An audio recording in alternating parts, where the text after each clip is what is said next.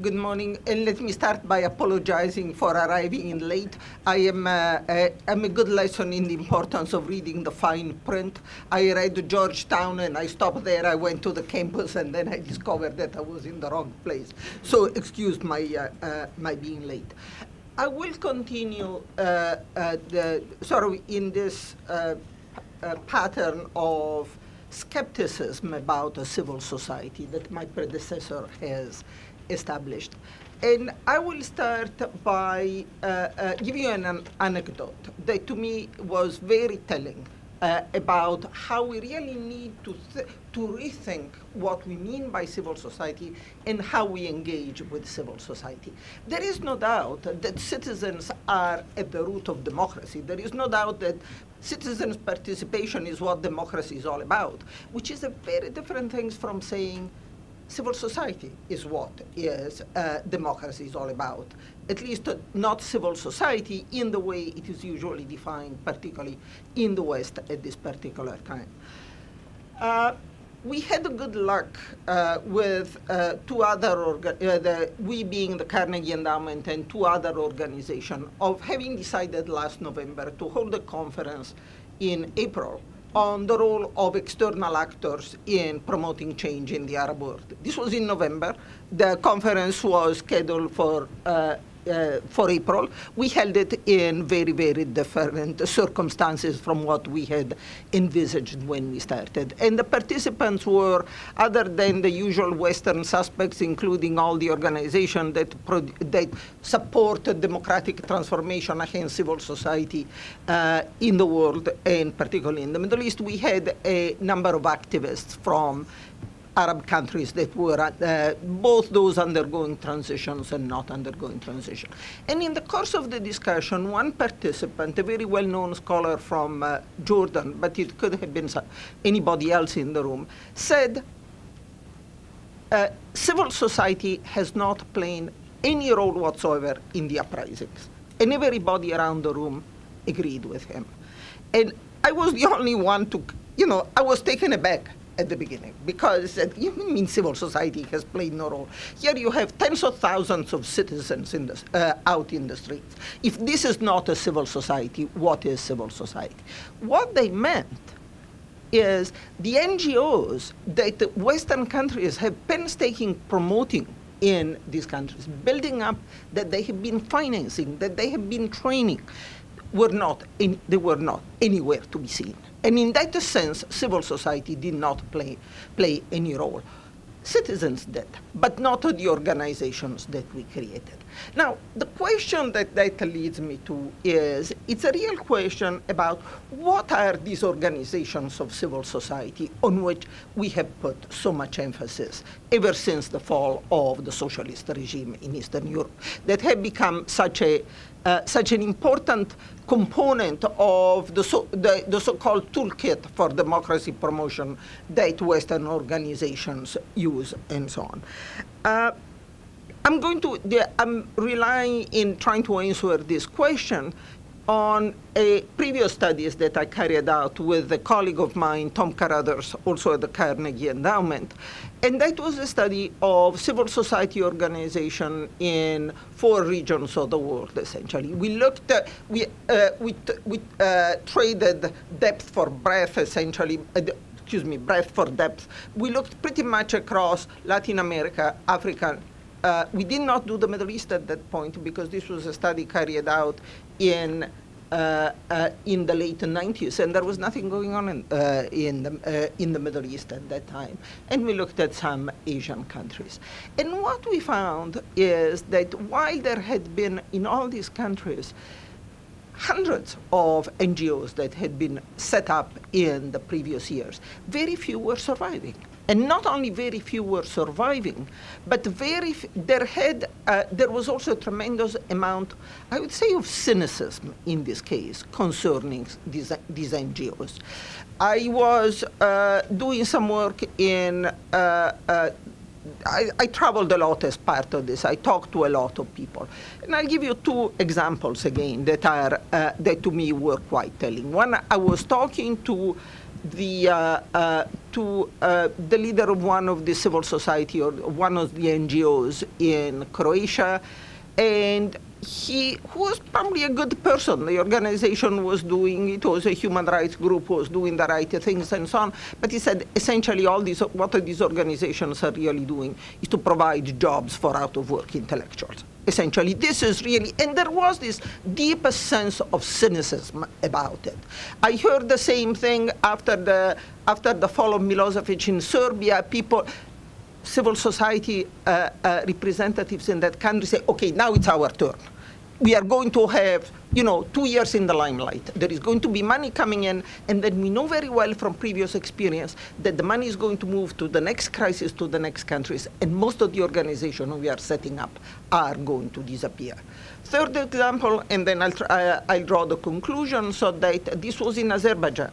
And I was talking, again, I was looking at civil society organization, and in the course of the conversation, more and more people told me, you really have to talk to so-and-so because he is one of the main drivers in the civil society world and so on. So I called him up, and he says, oh, you called at the right time. Do you want to come to me tomorrow out in whatever province it was? I'm going to do a training sessions for civil society activists.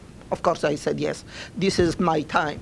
And, this is my occasion to really look at civil society at work. So I went and we drove for bumpy roads for 4 hours and then 4 hours back on bumpy roads. And what was the training sessions? And I had expected in my naivete, I would say, in this case, something about community organizing. It was all about how to write a grant proposals for Western organization. This is what they are looking for. You have to also look carefully about what are these organizations, to whom they have given grants, because there is a way of writing the grant proposal that it was going to lead. So what is the morale here of all these stories, essentially? That a lot of these organizations that we are creating in the name of civil society are organizations that are not embedded in their society. They are detached. They do talk to the West and to the funders a lot more than they talk to their own, people. And one of the problems that we are facing, I think, as the West, if you want, as outsiders that want to do something to help democratic transitions in these countries, is to figure out how we redirect ourselves, how we rethink who are the interlocutors on the other side. Let me point out that there is a very pernicious effect of this creating organizations that are totally dependent on the West. First, that they don't last, because usually they disappear. With the last check, they disappear, right? And if we are honest to ourselves, we are not going to fund these organizations forever. As the Serbian civil society people I was quoting knew very well, we are going to move on to the next crisis. It's not who is really deeply involved in promoting civil society organization in the Balkans nowadays. There is a new frontier. There are new crises that we have to respond to. Second, the other issue that I think it's very important is that it's now a mandate of all aid organizations, all Western aid organizations, and this is true from the IMF and the World Bank to the most liberal of the Scandinavian groups, that you do not launch a program without consulting with civil society, because we have to partner with civil society. Well, whom do we consult? We consult the organizations that we have set up, and so that very often we talk to ourselves. In the name of consulting with civil society, in the end, we talk to ourselves.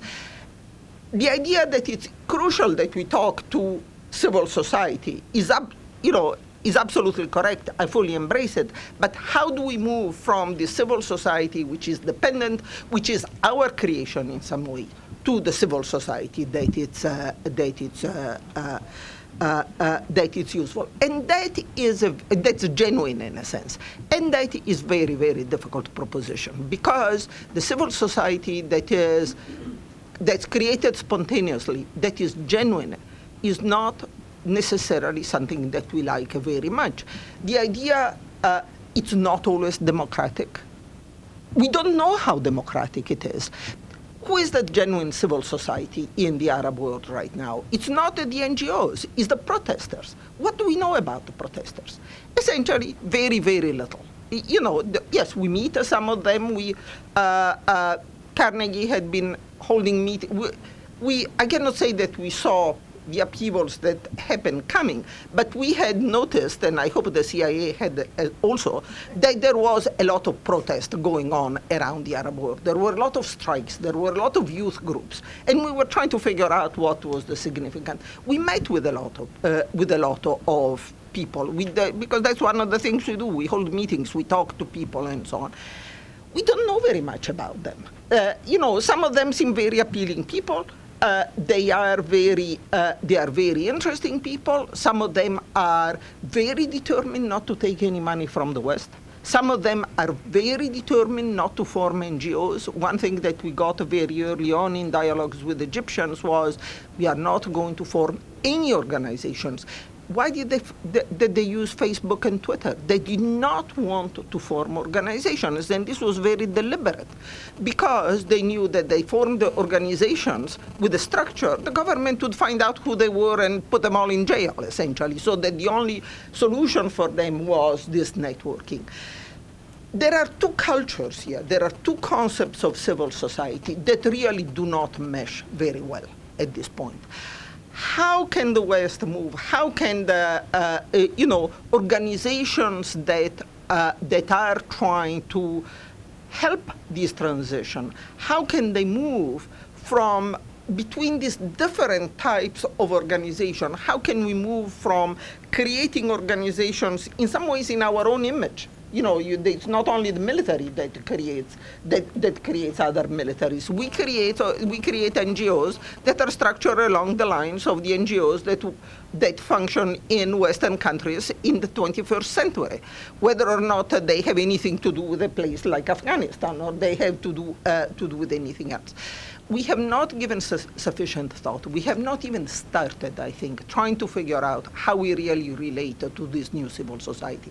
And I would argue that if we really want to support these, if we really want to support this transition, if we want to play a useful role in supporting those transitions, we have to rethink which civil society groups. How we engage with this very different number of groups, assembly of strange groups that are out there, but who are the ones that are driving the change. Just the last comment, I do not have the impression that we are really thinking about it, and then there is much work being done on that. Thank you.